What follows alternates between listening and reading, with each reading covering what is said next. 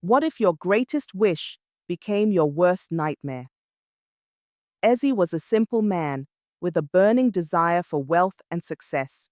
Frustrated with his modest life, he made a dangerous choice to take a shortcut to riches, unknowingly stepping into a world of shadows and secrets. His rise was meteoric. Wealth, power, and admiration flooded his life, but the cost of his wish was far greater than he ever imagined. What happens when greed and desperation lead to a pact you cannot escape? Stay tuned for the gripping tale of ambition, regret, and redemption.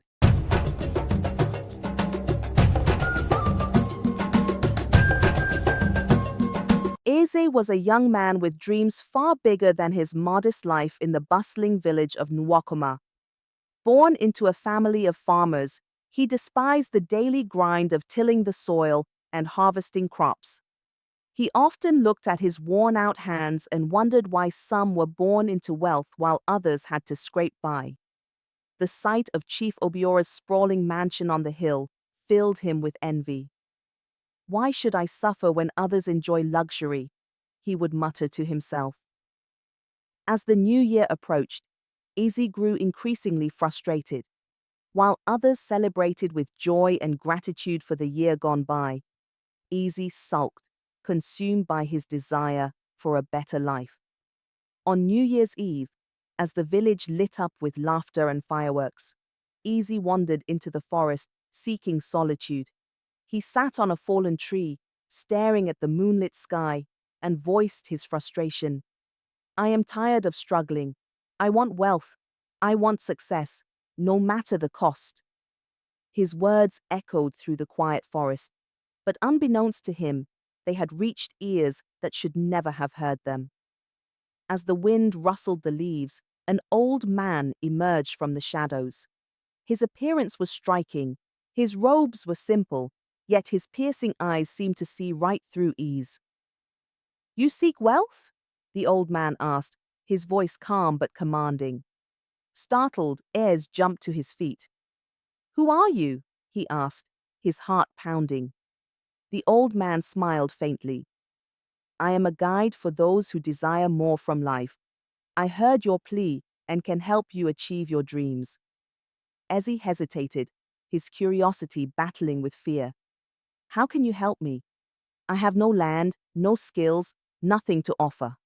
The old man chuckled softly.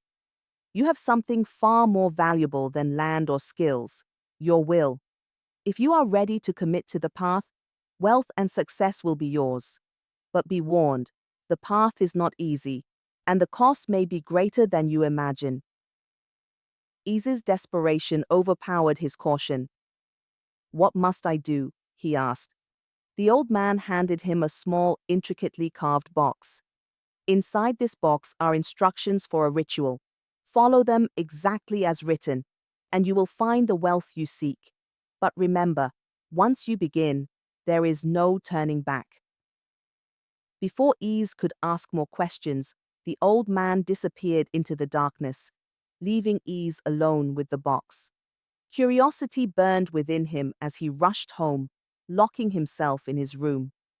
He opened the box to find a parchment with detailed instructions: items to gather, chants to recite, and symbols to draw. The instructions were cryptic, but Eze's hunger for wealth drove him to follow them to the letter. Over the next 3 nights, he performed the rituals in secret, using herbs and items he had never seen before. On the final night, as he completed the last chant, a strange sensation swept through him, a mix of fear and exhilaration. Nothing happened immediately, but the old man's words echoed in his mind. The path is not easy. The next morning, Eze woke to the sound of his phone ringing. It was a childhood friend he hadn't spoken to in years, offering him a lucrative job in the city. "Eze, I need someone trustworthy to manage a small warehouse for me. The pay is good, and I can provide accommodation." Shocked and elated, Eze accepted without hesitation.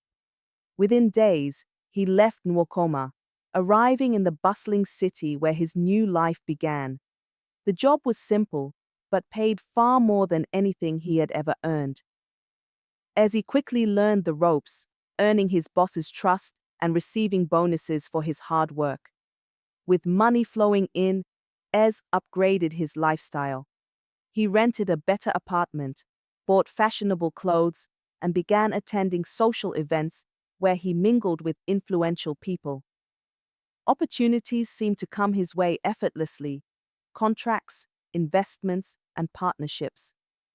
Within months, Easy became a man of means, attracting attention and admiration wherever he went. To the outside world, he was a rising star, a symbol of hard work and determination. But deep down, Ease knew his sudden success was no coincidence. The rituals he had performed lingered in his mind, and with each passing day, he couldn't shake the feeling that his newfound fortune came with strings attached. As Ease settled into his luxurious lifestyle, whispers began to haunt him, literally. At first, it was faint, like the sound of distant voices in an empty room. Then came the dreams. In his sleep, he saw the old man standing in a dark void, watching him silently. The man's glowing eyes and faint smile were both familiar and terrifying. Easy tried to ignore the signs, convincing himself that his success was a reward for his courage and hard work. But deep down, he knew the truth.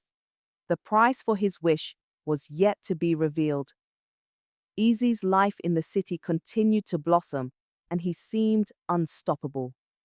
His small warehouse job soon turned into a managerial position, and with a few lucky investments, he began to amass wealth that even the most hard-working villagers back home couldn't dream of. He bought a car, moved into a high-end apartment, and started mingling with prominent business people. People envied his rapid rise, calling him blessed and favored, but only Ease knew about the dark rituals that had set this all in motion. He pushed the thought of the old man and the rituals to the back of his mind, convincing himself that his wealth was now his own doing. But cracks began to form in his perfect life. It started with small, unsettling occurrences. At night, Eze would hear faint whispers, as if someone was murmuring his name. His once peaceful sleep turned into restless nights filled with disturbing dreams of shadowy figures watching him. His reflection in the mirror sometimes appeared distorted, with a faint glow in his eyes that would vanish when he blinked. The luxurious apartment, once his haven, started to feel cold and unwelcoming. One evening, Eze returned home after a successful meeting with a client. As he unlocked his door, he felt a sudden chill run down his spine. The air inside his apartment was icy, despite the warm weather outside. Shrugging it off, he turned on the lights, but they flickered ominously before stabilizing. He brushed it aside and went to his bedroom, but as he opened the door, he froze. On his bed lay the small carved box the old man had given him, something he had hidden and hadn't seen since the night of the ritual. The sight of it sent a wave of dread through him. "This can't be," he whispered, stepping back. The next morning, Isa went about his day as usual, but his thoughts were clouded by the reappearance of the box. He ignored it, hoping it was just his mind playing tricks. However, the unsettling events escalated. Contracts he had secured suddenly fell through. Deals he had been confident in crumbled, and his business partners began to pull away for reasons they couldn't explain. "It's like a bad energy surrounds you, Ease," one of them admitted awkwardly. His once flourishing network of allies dwindled, leaving him increasingly isolated. Desperate to regain control, Eze reached out to a spiritualist in the city, a man known for cleansing bad luck. The spiritualist, a middle-aged man with piercing eyes, listened as Eze shared his story, carefully omitting the details about the ritual. The spiritualist nodded knowingly and conducted a brief reading using cowrie shells and kola nuts. When he finished, his expression darkened. "You've tampered with something you don't understand," he said gravely. "The energy around you is not natural. There is a debt that must be paid." Izzy's heart pounded. "What debt?" he asked. The spiritualist leaned forward, his voice low. "Whatever you gained was not freely given. You must pay back what you owe, or it will destroy you. The signs are already there. The whispers, the bad luck, the isolation. You cannot escape it unless you confront the source." Easy left the spiritualist's home shaken, but his pride wouldn't let him fully accept the warning.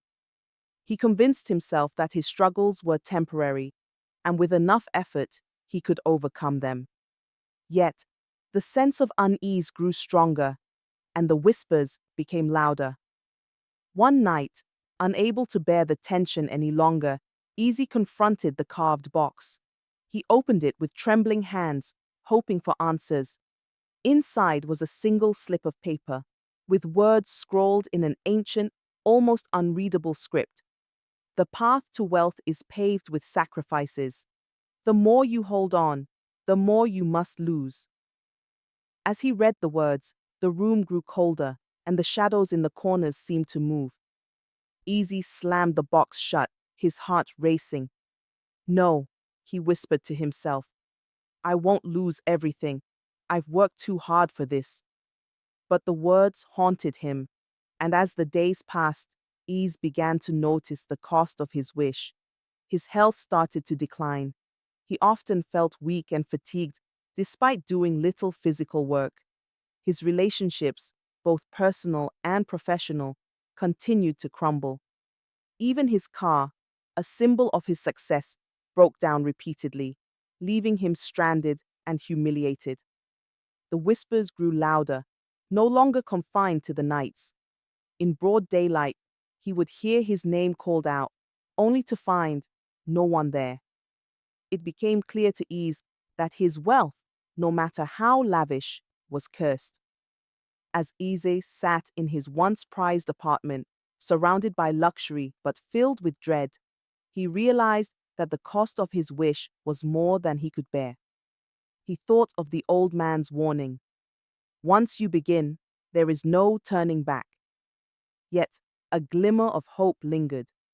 Perhaps there was a way out, if he was willing to face the consequences and undo what he had done. But the question remained. Could Ez truly let go of everything he had gained? Or would his pride and greed seal his fate? The choice loomed before him, but time was running out. Easy's once grand life had crumbled into a shadow of its former glory. His health worsened, his wealth slipped through his fingers, and the haunting whispers became impossible to ignore. The carved box sat on his bedside table like a reminder of the pact he had made, a deal that now felt more like a curse. Isa avoided mirrors, afraid of the distorted reflection that greeted him, and spent sleepless nights trying to understand what had gone wrong.